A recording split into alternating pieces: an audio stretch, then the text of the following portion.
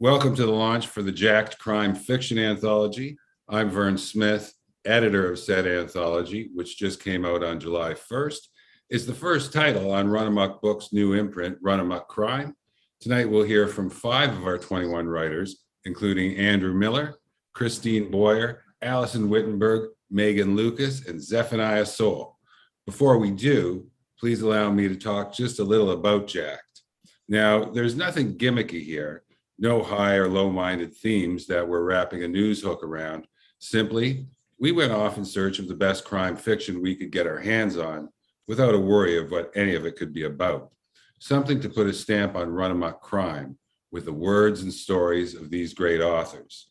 In all, we auditioned almost 400 stories and came back with 21, meaning each had to be very, very good, yes, but also singular in such a way as to give this book another gear. And while I'm sure the critics aren't done speaking about these 21 authors, the praise to date is glowing. H.C. Newton from The Irresponsible Reader says their work is dynamite. Beth Cannell of Kingdom Books says Jacked is a nest of snarky, crazy, neatly twisted stories. Rusty Barnes from Tough Crime, meanwhile, says this anthology is packed to the gills with good stuff, noting that this crime fiction anthology doesn't rest on contributions from the usual suspects. And I like to think everyone involved is kind of proud of that, as we are of the Colonel's Library, which reports that Jacked will please the most diverse and discriminating reading audience. To give you an idea of what we found and what we hope Run Amok Crime will feel like going forward, here's a sample starting with a story the aforementioned H.C. Newton calls, quote, one of the best concepts I've run across this year. Born in Ohio and now calling LA home, Andrew Miller is an author, screenwriter, and essayist. His novella, Lady Tomahawk, appears in the anthology LA Stories on Uncle B Publications. His fiction has appeared in Close to the Bone, Pulp Modern, Switchblade, Broadswords and Blasters, and on Medium.com. His film work includes the music documentary Soul of Lincoln Heights. Now, Andrew, like all the stories in Jacked, Samurai 81 was a unique treat. And while I have tried to sort of pigeonhole it, we have you here, so I'm going to put you on the spot. This is something I can't quite classify, and I think that's a good thing. What would you call it? Yeah, I don't know. I guess it's maybe not that interesting of an answer, but I just think of it as a crime fiction story. When I sit down to write, it's usually about a crime. And when I submit stories, it's usually places that accept crime fiction. And I know that there are quite a few different elements and genres mixed in, but that umbrella term is just, that label is what I go for. All right, this is very much a cultural exploration, a Japanese-American story set in 1981 LA.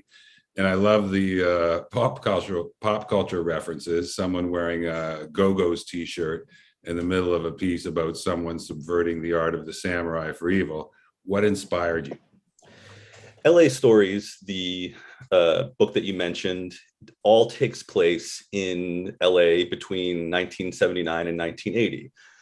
And so I wrote that last year. And when I was finished with that, there was just more of that time period that I wanted to explore. I knew I had something else. And basically my girlfriend and I, we take little vacations around LA County sometimes. And we took a trip just over a year ago where 2 locations in the story were things I just immediately realized I wanted to write about. For anyone that's seen Double Indemnity with Barbara Stanwyck and Fred McMurray, the location of the Samurai Dojo in the story is directly across the street from that house. It's a location in Beechwood Canyon in the Hollywood Hills. We rented an Airbnb, and I realized when we pulled into this Airbnb that we were across the street from Barbara Stanwyck's house, which looks pretty close to what it did during World War II. And that was pretty amazing. And if you watch the movie again, that famous scene where Fred McMurray drives up and he says, who knew that murder could smell like honeysuckle? You can see it's just an empty hill back then, but you can see the exact location of where the house is. I made it a little bigger in the story. And then the other place was Yamashiro, which is a Japanese restaurant and a villa, which the history of the whole location that I write about in the story is part of the actual place that is a restaurant up in the hills. And I knew that because that's the location that was used for the duel between Uma Thurman and Lucy Liu at the end of Kill Bill Volume 1. And so it was just going to these two places, knowing I wanted to write about something about the 80s. Samurai 81 was what came out. All right, very cool. How about a little excerpt? Okay, cool. I'm going to read the first two scenes from the story. Samurai 81. I sat at my desk in the glass house across from my new partner, Junichiro Jun Genji. We closed our first homicide together this afternoon, an open and shut, and I was finishing the paperwork when a fresh call for us arrived, hand-delivered by Captain Carnahan. That winter, I was 32, the youngest detective ever promoted to the robbery homicide division. A series of high-profile cases quickly pushed me up the ladder. Ford Newcomen, the COO of Goldmart, just got murdered in the parking lot of Yamashiro.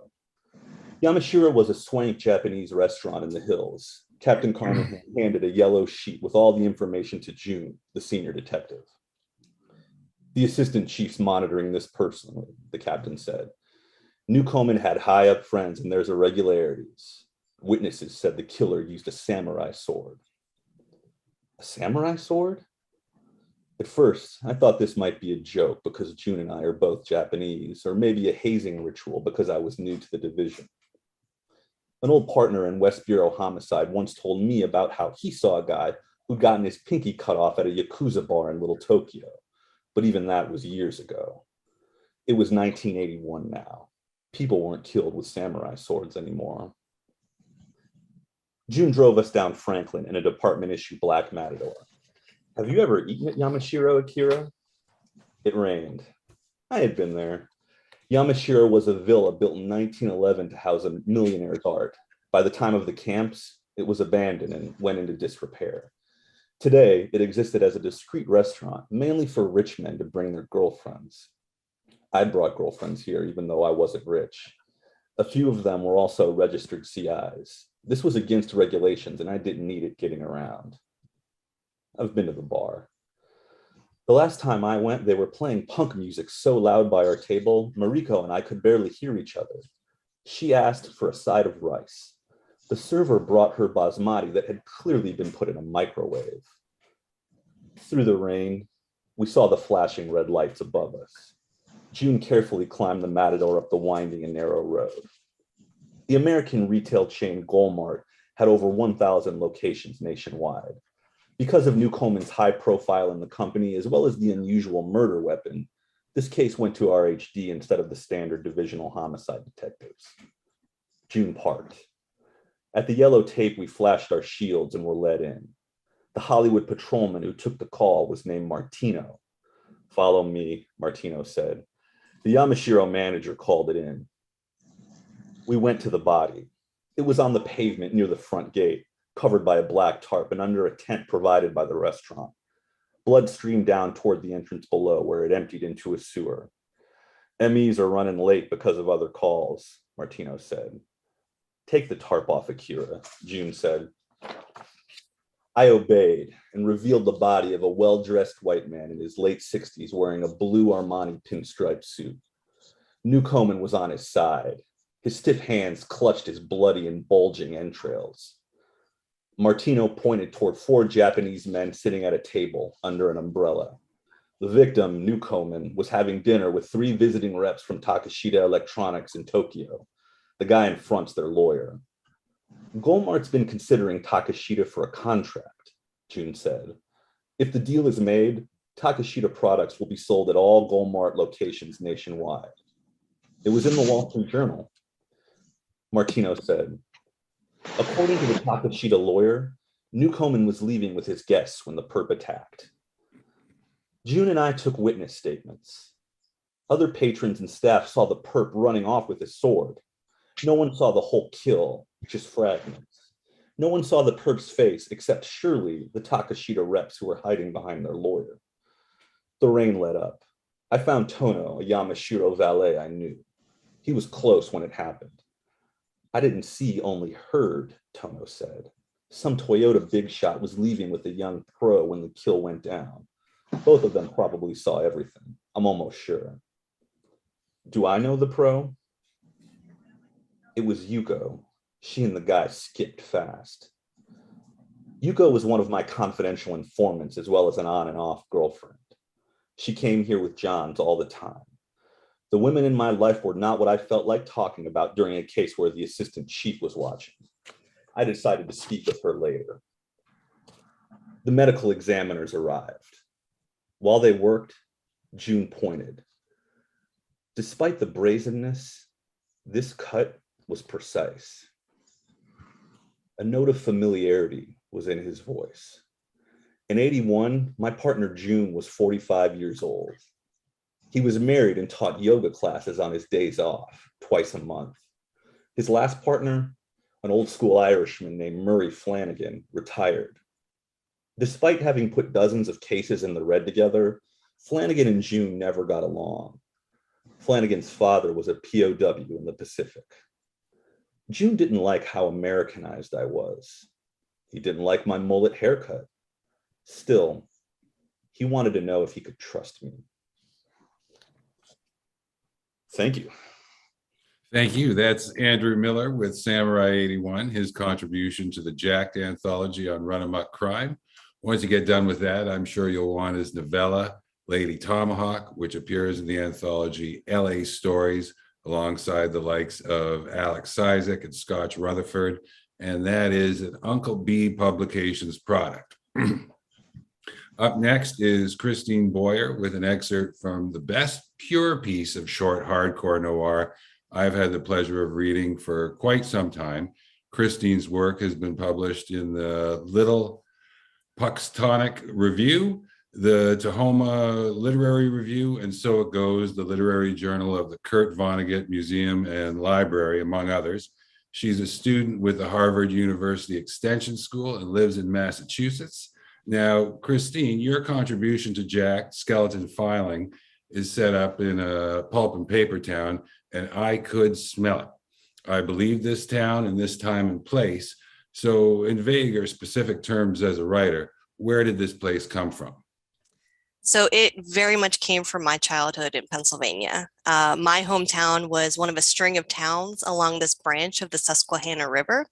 And it was pretty much like something straight from a Bruce Springsteen song. My town was lumber and then coal. The town beyond it was carbon factories. And the one beyond that was a pulp and paper town. And like you said, when you drive there, you can smell it before you see it. Paper towns have a very specific smell, right? Like it's this vinegary, sulfurous smell. It just seeps into your clothes and your hair, and it lingers long after you've left. So I think anyone that's ever lived in a paper town could probably agree that it's sort of its own character in any story that's set there. And so the town in my story was based on a real life town. It's called Johnsonburg, Pennsylvania, population a little over 2,000. And I think the paper mill there is still running today. Very nice. One other thing I wanted to ask about, I love the way your main character blurs the lines between good and bad. She is smart, strong, and flawed all at once. She's an accountant who's shrewd enough to get away with stealing a lot of money from the pulp and paper mill. Yet, like a fair number of real life criminals, she just can't entirely keep her mouth shut. She's compelled at one point to brag about it. How integral is that to your noir? I feel like it's integral to my story because I feel like there's this thing where genre fiction, especially, like fantasy, romance, especially noir, it gets this unfair criticism around the idea of tropes or cliches. And I think the criminal who's sort of their own undoing can be something of a trope in noir or can be perceived that way. But I think the idea of tropes in fiction is kind of like that rule, that writing advice of show, don't tell, right? It shouldn't be a hard and fast rule. Sometimes it's good to show or sometimes it's good to tell instead of showing. And I feel like tropes and cliches can kind of fall into that same gray area. Is something truly a trope or is it just human nature? And I feel like it's human nature to brag about getting away with something, about pulling a fast one on others. Like you pointed out, there's probably a million examples of real life criminals where they almost got away with it, but they made a stupid choice at the last minute. They couldn't keep it to themselves. They had to brag. And I think more than anything, I wanted my main character to feel real. I think for a character like her, who's flown under the radar all these years, who likely feels invisible, she just couldn't resist bragging at the last minute.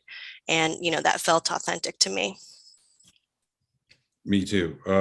So how about a little sample for the folks watching at home? Absolutely. So to set the scene, the main character is a woman named Alma who works or used to work as an accountant at a paper mill that was just seized due to bankruptcy.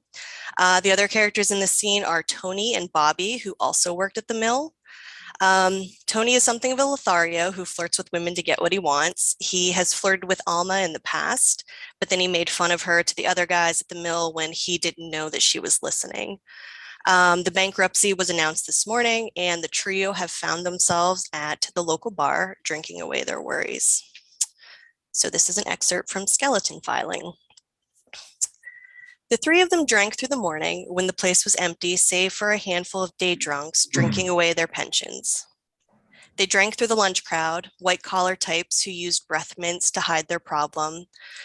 They drank through the afternoon lull, and then through the steady stream of regulars that made the last chance inn their first stop after work. They ordered pizza from across the street, the grease soaking through the flimsy cardboard box, the burnt cheese and yeasty dough sponging up the booze in their stomachs. They bade the night crowd farewell and closed down the bar with a few remaining regulars and the old bartender, who kept their glasses full. When she started to slacken her duties, Tony dialed up the charm. "Hey, sweetheart," he called when their whiskey bottle was low. The bartender brought them another, and Tony laid a hand over her wrist. "You've got real beautiful eyes, you know that? Real deep and soulful." The bartender smiled and went back to her few other patrons. Alma swallowed a mouthful of beer. "You told me that once, she said to Tony over Bobby's head. Bobby had laid his head down on the bar earlier, sometime between the regular crowd coming in and then leaving. He snored softly into his folded arms. "What'd I say?" Tony asked. "What'd I tell you?" "That I have beautiful eyes." It sounded garbled to her own ears when she said it aloud. She took a steadying breath. "When I helped with your paycheck," she said, enunciating clearly. She tried to remember if he had really complimented her eyes, or if she had just pretended he had when she thought about him late at night alone in her bed. Tony laughed and poured another shot of whiskey. "Never said that." He threw back the shot and poured another. She finished her beer. She had tried to pace herself, drinking plenty of water in between the whiskey shots and beer, splashing her face in the bathroom with lukewarm water. She still felt loose, like a marionette doll, her limbs unattached and free. She raised a hand in front of her face and wiped the beads of sweat dotting her upper lip. "It's okay," she said. Tony turned and looked at her, his blue eyes bloodshot. Alma put her hand down on the bar and looked over at Tony. "It's okay. I know I'm not pretty." The alcohol roared in her blood, and it made her brave. "The kids at school called me Alpo because I'm a dog, but you know what? It's okay," she continued. Tony laughed again. "What's okay about that?" he asked. She stood up, unsteady in her heels, the room shifting and tilting like the fun house at the county fair. "I'm ugly, but I'm smart." "What good is smart? You're up the same shit creek as the rest of us." He turned halfway on his stool and gave her an evaluating look. She crept towards him until she was inches from his face. "Do you know what a smart person can do at a company like Abenaki with a boss like Lou?" The words rolled out of her in a fog of alcohol. Tony shrugged and started to turn his stool back to the bar. "I don't care," he said. He picked up the whiskey and lifted it to his mouth. Alma reached over and plucked the bottle from him. "You aren't listening." She waved the bottle under his nose and then held it away from him. "Do you know how much money a person can take if they are very patient and very smart?" "Bullshit." "A lot. They can take a lot." She tilted the bottle to her mouth and took a swig. She laid a shaky hand on his chest, toying with the button near his throat. He batted her hand away. "How much is a lot?" "Almost 800. Tony scoffed. "Big deal. $800 won't even cover my bills for a month. She reached out to fiddle with his shirt button again, and then she leaned against him. 800,000, dummy, she said. Little by little, month by month, Lou signed off on the cashier's checks for a dummy account. 800,000 cash, sitting in the bottom of my dad's footlocker from Korea. She thought of the trunk in the guest room, holding her father's mementos from the war and her own secrets as well. All right, that's Christine Boyer with an excerpt from Skeleton Filing, her contribution to Jacked. I hear tell that Christine has something in the works and expect that we'll see a damn good novel from her soon enough. Now on to Broad Street. Allison Whittenberg is a Philadelphia native who has a global perspective. Her novels are Sweet Thing, Hollywood and Maine, Life is Fine and Tutored. Whittenberg is a 3-time Pushcart Prize nominee. If she wasn't an author, she'd be a private detective or a jazz singer. She loves reading about history and true crime. Killing in Perio examines the complexities of family relationships and the conditions of class and race. Now, Allison, as I wrote in the foreword to Jacked, abuse is a crime that is clearly on the mind of writers. That was reflected through the submission process. And certainly there are a number of stories in Jacked where abuse is part of the story, or in the case of your contribution, central to the story. I know you have opinions on this, so why is it important that crime fiction deal with the crime of abuse? Well, I've always been interested in cause and effect. And when it comes to why someone is doing something, that's always fascinated me. So I didn't really write this as a crime fiction story, though I've read a lot of it and I did have a real love of reading it. But this is more of just, these articles that you read in the paper. It's like, well, why would somebody do something like that? There's always a reason. And I'm just sort of step by step going over how these 2 brothers get this idea and how they go about doing it. So I'm just sort of entering their mind and happening them. In terms of the current state of things, what do you make of how the genre of crime fiction is dealing with the issue of abuse, or is it? Well, I think most people read crime fiction for escapism and for, just sort of see a world that they probably don't see every day, or don't get into the particulars of it every day. And I think that's the fascinating part of it. You can live vicariously and you can be dangerous and on the other side. But I think things are a lot closer now. I think people have really sort of stepped back, and I think we need more crime fiction and less true crime happening to us. I think we definitely need, more of a safe outlet than, how close things are getting to people. But, keep in mind, truth is stranger than fiction. And I think, everything that we're dreaming up, in some way, people have lived in a lot of ways.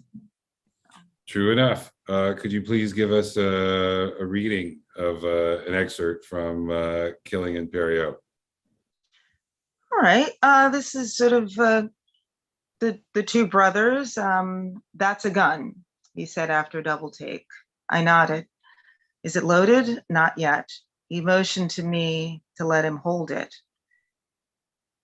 Solly held it for a while, examining it. He checked the chamber and said, "It's cute." Cute, I said. Of all the adjectives in the world, how did that one pop into his mind to describe a weapon? I gave it a deeper look. Yeah, you wouldn't think something so small could actually hurt someone, but it'll get the job done. What job? I got up, placing the gun on the desk. I began to pace. I didn't even know Mr. Leland had this type, said Solly. I thought he had just hunting stuff. He's pretty well armed. Why? I suppose he wants to protect his wife and Lori. Solly frowned. He must have about 20 or 30 guns. That's really stupid. What's stupid about it? He only has 2 hands. I stopped pacing. I guess it helps him sleep nights. Is that what you got the gun for, Jonah? Sully asked, sleeping. That made me think, and I mean really think. I thought until I trembled all over, and then my head felt dizzy. Jonah, earth to Jonah, come in, Jonah. Sully kept asking. He clapped his hands in front of me. I snapped back to the present. For a second or two, I took stock of his face, noting how clear and boyish it looked for a change. It wasn't acne that so often polluted his complexion since his father had been back. Usually after a beating, Sully's face was bruised up with the distortion and outsized. This time he looked like himself with his delicate features. So what's the job, he asked. Huh, was my reply. You plan on sticking up a bank? I gave a nervous laugh and then took a deep breath and spoke in blue streaks. I've had it with your father, Solly. Ever since he came back, he's been flying into a rage on us. I'm sick of being boot kicked and bitch slapped and thrown across the room. This shit's been going on for too long. Today just capped it off, I told him. We can't keep our own money. We earned it. The man wants everything, and I'm sick of it. Solly's mouth was open, then it closed. Then he gestures to the gun. So what does the gun have to do with it? I just told you, Solly, we're getting out. Out? Where out? He asked. He'll cripple us if we don't. We can't leave. We can't leave Ma. What about her? I went back to pacing. I thought long before I spoke and then considered heavily if I really wanted to say the next part. What about her? I finally said. Solly looked over at me incredulously. Well, we just can't leave her behind. She's the reason we're in this mess. How do you figure that? She hasn't done one goddamn thing. She's doing the best she can. This is the best she could do, I said, lifting up his shirt. He jerked my hand away. That's not her fault. Yeah, right. She doesn't have to keep taking him back. She could just stop if she wanted to. What does this have to do with her? What do you want her to do? You're not listening to me, Solly. I am listening to you. Then why are you talking? Solly gave me a piercing look and then went quiet. I began. It's like this. Last week, I promised myself the next time he puts his hands on us, he's dead. Don't you have that bass backwards? Like the next time I spoke over him, what did I say about talking? He went quiet again. I've got a gun and I plan to use it. This time he waited a good few seconds before he asked, on my father? Yes, Solly, yes, I said, on your father. At that instant, Solly's skin turned clammy and sweaty. You decided all this last week and you're just cluing me in now? I nodded. I know it's a lot to get down all at once. You only had a week to think of it. Jonah, so you're really going to kill him? You're like going to shoot him in the head or something? I shrugged. Those were some blunt questions he was asking me. I'll do what I need to do. Solly didn't have much of a reaction after that. He just glanced away for a moment. He looked toward the window. Outside, the dull yellow sun had set and pitch had settled in for the night. Solly's eyes came back to mine and he said, good. All right, that's Allison Whittenberg with an excerpt from Killian Perriot, her contribution to Jacked. She has a brand new short story collection, Carnival of Reality, and you can find that on the Loyola College Prentice House imprint. I know I will as soon as I catch my breath. So from Philadelphia, we'll head over to North Carolina. Late last summer, when my air conditioner went out, I found myself in the garage for a few days reading Songbirds and Stray Dogs, a novel by Meagan Lucas, put out on Main Street Rag Press. About 40 or so pages in, I could see why the book had won just about every other literary award. Meagan's short work has been published or is forthcoming in the Santa Fe Writers Project, Still, the Journal, Monkey Bicycle, Cowboy Jamboree, Bull, Pithead Chapel, and others. Born and raised in Northern Ontario, that's Canada. She now lives in Flat Rock, where she's the editor of Rec and Review. Meagan, now I wouldn't say you're a crime writer per se, as in I don't take your work for genre, but there is a lot of crime in your work. How do you think your fiction sort of bridges a gap between literary, crime, and even horror readers? That's a great question, Vern. I think we need to probably start with the definition of lit fic. It emphasizes language and character and theme over plot. And that's what I'm all about. I'm really proud of my pretty sentences and the depth of my characters. And I always want a story to have levels, to be more than just this happened and then this happened. But lit fic can get a bad rap because of that quiet plot thing. It can be boring, and I don't want to read a boring book, so I certainly don't want to write a boring book. So for me, it's about tension. It's about creating stakes, and crime or lawlessness is a really great tool to get there. I don't want to be put in a box. I like to blur the edges of genre, I think. A writer friend told me that I have a punk rock approach to lit fic. I want that rich language and the deep character and the layered themes, but I want the reader flipping pages too. So with Picking the Carcass, the story in Jacked, I didn't sit down to write a crime story like some of my friends here. I wanted to write a story about how hard we make it as a society for single moms to survive. I wanted to talk about the horrors that they face and the lengths that they go to. And it just came out as the bloodiest story I've ever written. Well, to that end, one of the things I sincerely appreciated about Picking the Carcass is that it's a crime about just getting by. Nobody's robbing the biggest casino on earth here for millions. It's about a mother on benefits, just really trying to buy groceries and pay her bills. It's what suspends my sense of disbelief. Why did you go this way instead of making this a huge caper that solves all her problems? Sure. Well, I mean, we've kind of already answered that a little bit, in that I consider myself more of a literary fiction writer than, or even grit lit than a crime writer. But mostly I'm just really selfish. I want to write a book I want to read, and I want to read about women. I think there are enough stories about men, and there are certainly better writers or writers better suited to write them than me. And I want to write about people in places that I'm familiar with, that feel real to me. So with my writing, I'm usually aiming for realism, unless I feel like exaggerating or going speculative is going to expose a bigger truth. I also write for my own sanity. Quite literally, I came to writing to survive postpartum depression, but also the state of our country and our world. I need to do some screaming about it, or I'll explode. So I want to talk about women's bodies as property. I want to talk about poverty and racism and systemic injustice. And for me, the scariest monster is always going to be people, and the biggest crime is always going to be societal inequality. So, I want to tell you a story and I want to entertain you, but I want to leave you with more than just a good time. And so I think that's why I went maybe a little more realistic. All right. Could you please give us a sample of Picking the Carcass?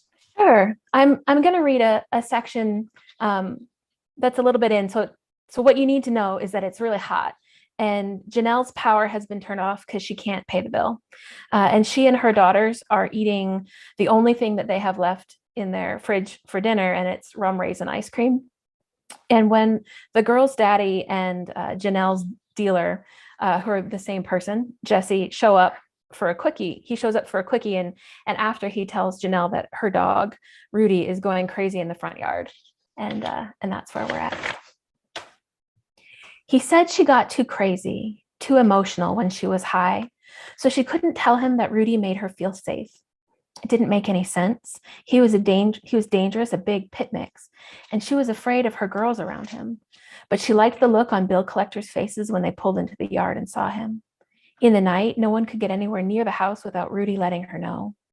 She didn't have anything of value, but that didn't mean that someone wouldn't try to take it. A dead body was the easiest to rob, and she was near a corpse. Just bones, really, no meat left. She could hear Rudy barking when she called the girls back into the house, so after she got them through a cool shower and into their damp beds, she found a flashlight and went to see what his problem was. Halfway, she stopped. His barks were frantic. Goose flesh broke out on her arm. Something was wrong. How long had he been like that? Time always took on a liquid quality when she was getting spun out. She turned and went back to the house for the shotgun. Shining the beam of the flashlight on Rudy, he was at the end of his tether, furiously stretching towards the road where there was a dark lump. Roadkill or trash thrown from the bed of a truck, likely. Fucking dummy, nearly giving himself a stroke over garbage. No strange lights, but Jesse was tweaking, so he was probably seeing shit. She walked over to the lump, knowing that she was going to have to deal with it if Rudy was going to calm down, if she wanted to be able to get any sleep. Please, please, please be a trash bag, she said, or a backpack full of money. But it was a raccoon in a puddle of something dark. She put the shotgun down on the side of the road and found 2 sticks. Janelle pinched the flashlight beneath her chin and with a stick in each hand slipped them under the thickest parts of the raccoon. She lifted gently, her hands shaking, and the animal fell off the sticks and back down into the puddle of its own goo. She felt something wet splatter against her bare legs. She tried again and again. Rudy was losing his ever-loving mind, and she couldn't even hear herself think. Janelle finally grabbed the raccoon's tail and pulled it across the road, pushed it into the ditch with her foot. As it rolled down the steep bank, the beam of her flashlight caught something shiny. Oh shit, she said, and put her palm to her, trying to picture the animal she'd tried hard not to look at. It was a raccoon, wasn't it? It had been so mangled she could be sure, and now that it was under some brush, she couldn't really see. Oh God, what if it was somebody's cat, and that glint was a tag on the collar reflecting? She'd be devastated if Rudy did. She climbed down the bank into the ditch and found the animal. No cat tag, no poor owner to call. Relief. But there was a metallic shine. Fucking scavengers. They eat everything. It's probably a beer cap. But still, she squatted closer, curious now, grabbed a stick and poked at the body. It looks. No, it can't be. She tried to pry it out with a stick, but it wouldn't budge. She stood and put her hands on her hips, chewed her lip. When she squatted down and stuck her hand into the raccoon's remains and wrapped her fingers around the lump, she pulled it out and looked at it under the beam of the flashlight. A gold nugget. What the fuck? Does gold still come in nuggets? Is that what they're called? Maybe knobs. No, nuggets, like chicken. Where do I even know about gold nuggets from? Bugs Bunny, Scrooge McDuck, cartoons. Right. This isn't real. This can't be real. Someone is fucking with me. This is some kind of joke. There is no way that this raccoon was dead on the road with gold inside of him. It must be something else. She looked around and swept the bushes with her flashlight, looking for who was fucking with her, looking for Jesse. But she couldn't imagine him touching a dead animal, let alone planting something in one. If no one is fucking with me. It was heavy in her palm. Gold is heavy, right? How did you test if something was gold? Did you bite it? She looked at it closely, black with blood and glinting in the beam of her flashlight. I can't put it in my mouth. She rubbed it on her shirt and looked at it again. Maybe just my teeth? Not my lips. If I can bite it with just the edges of my teeth and my skin doesn't touch it. She closed her hand around it. Does it matter if it's gold? Yes. Bills. Food. My girls at home with no breakfast in the morning. She bit down. It gave. Was it supposed to give? She couldn't remember if that meant if it was real or not. But what if it is? And then she stuck her right hand back in to see if there were more. Thanks, Vern. Thank you. It's Meagan Lucas with her story from Jacked, Picking the Carcass. Check out her novel, Songbirds and Stray Dogs. Also, Meagan has a virtual event of her own coming up on August 9th at 6:30 p.m. Eastern Time. That's when she'll represent North Carolina at Route 1 Reads. There she'll be in conversation with Ron Rash. You'll need to register to attend, but it is free, and you might just win a handful of books to boot. Check the Twitter feed for Meagan for all details, and you can find her at MGNLCS. There's a pinned tweet at the top of her feed pointing you to said event. And again, the feed is at MGNLCS. Now on to Portland. Zephaniah Sole's fiction is published in various journals, to include Epiphany, Gargoyle Magazine, and Vestal Review. His first novel, The Wolves' Children Here, is slated to be published by Black Spring Press later this summer. His work has received support from VONA, Martha's Vineyard Institute of Creative Writing, and the Tin House Winter Workshop. Zephaniah, your story is simply called Len Bias. And for the folks watching at home who might not know, Len Bias was one of the very best college basketball players in the country by 1986. And indeed, he was selected second overall in the NBA draft that June. 2 days later, he died of a cocaine overdose. This was during the Reagan era's Just Say No solution. And Len Bias law was passed months later, something that figures into your story. I know the spirit, I think I know the spirit anyways, in which you invoke this law, but in your own words, why is the Len Bias law and other laws like it so relevant today? Yeah, good question. So it gets a little metaphysical. The Len Bias laws are interesting. Their foundation is based on a causality that needs to be established. And on the surface, that causality appears to be logically unassailable. Essentially, it says if you can establish, if somebody ODs, if you can establish a chain and that you can hold accountable the person who provided the individual who OD'd, the person who provided those drugs, they can be held accountable for that overdose. The person who provided that person the drugs can be held accountable. The person who provided that person, who provided the person the drugs can be held accountable, and so on and so on. That makes sense, right? And it seems, like I said, perfectly logically unassailable. But in reality, when you actually look at the reality behind how drugs are actually distributed and used on the street in practical affairs, it becomes pretty difficult to establish such a clean chain beyond a few levels. So the laws in the context of this story become this perfect metaphor for how the law and the enforcement of the law by extension don't always reflect and respond accurately to how actual human beings are navigating the social realities that they need to navigate.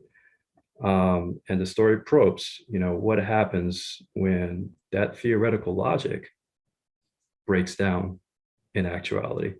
And even a little deeper than that, what happens when the clear-cut definitions that logic is presupposed on, and those definitions are usually based on binary constructs, good versus evil, past versus present, cop versus criminal.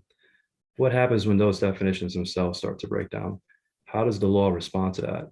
How does law enforcement respond to that? How does literature respond to that? How do you and I respond to that?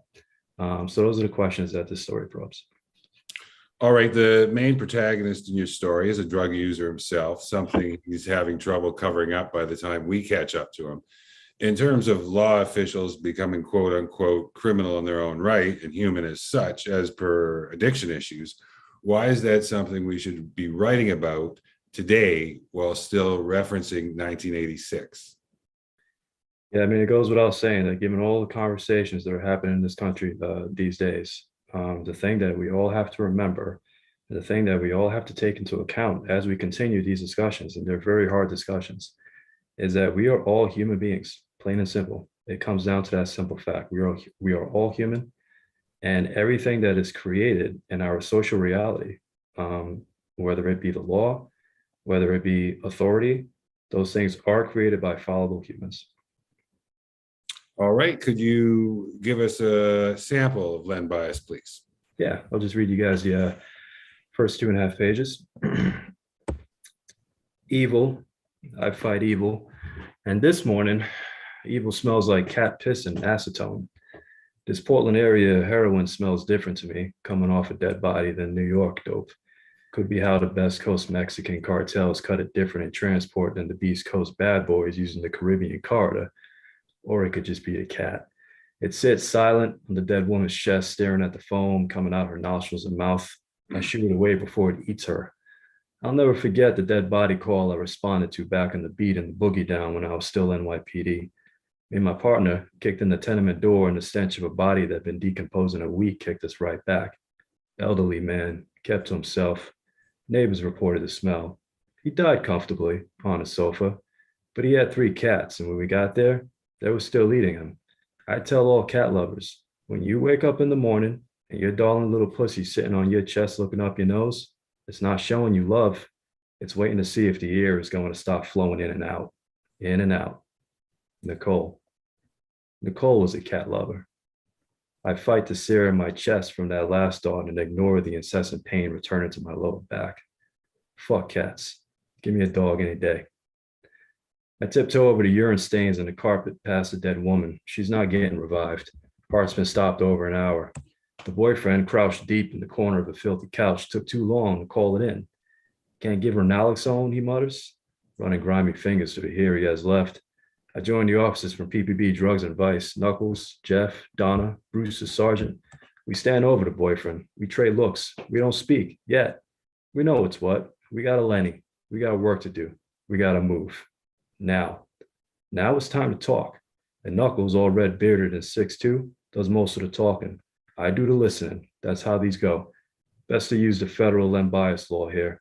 If we get the supplier of the heroin, then the supplier's supplier, the supplier's supplier's supplier, and so on, then we can prosecute every piece of shit in the chain up to whatever self-fashioned kingpin south of the border or over in America del Sur was responsible for providing the dope that killed this woman, theoretically at least. That's why I'm here. I listen, I take notes, I absorb everything for the federal affidavits I'll need to write. Let's get him, my little Phoebe, Bruce whispers in my ear as he clasps my shoulder and walks away. I smirk and nod. I'm the FBI guy embedded in the team. It doesn't take long to get to the first level SOS. Knuckles, the right combination of intimidation and calm, is best at these interviews. The boyfriend gives up the source of supply, quick, a fellow named Geraldo. Knuckles doesn't raise his voice. He doesn't need to. He points to the old school flip phone on the grungy couch. Call Geraldo, he says, softly. The boyfriend nods and wipes the snot from his face and grabs the phone. Now, me, Jeff, and Donna, our vehicles positioned outside the boyfriend's house, hide in plain sight amongst the parked cars along the street. Knuckles and Bruce's sergeant are inside with the boyfriend, monitoring his calls. Knuckles' static voice comes in over my radio. Should be 20 minutes. Donna's voice replies. Said that 2 hours ago. Jeff, doper time, baby. Doper time is right. Another hour goes by, then I'm the first to see it. We had gotten dispatch to check police reports on the identifiers the boyfriend gave us. Dispatch came back with a Geraldo Jimenez and shot his DMV photo to our smartphones. Knuckles had held up his phone to the boyfriend, showing him a rugged face framed by a baby blue background. The boyfriend mumbled, "Yeah, that's him." "That's who?" Knuckles asked. "That's Geraldo," the boyfriend said.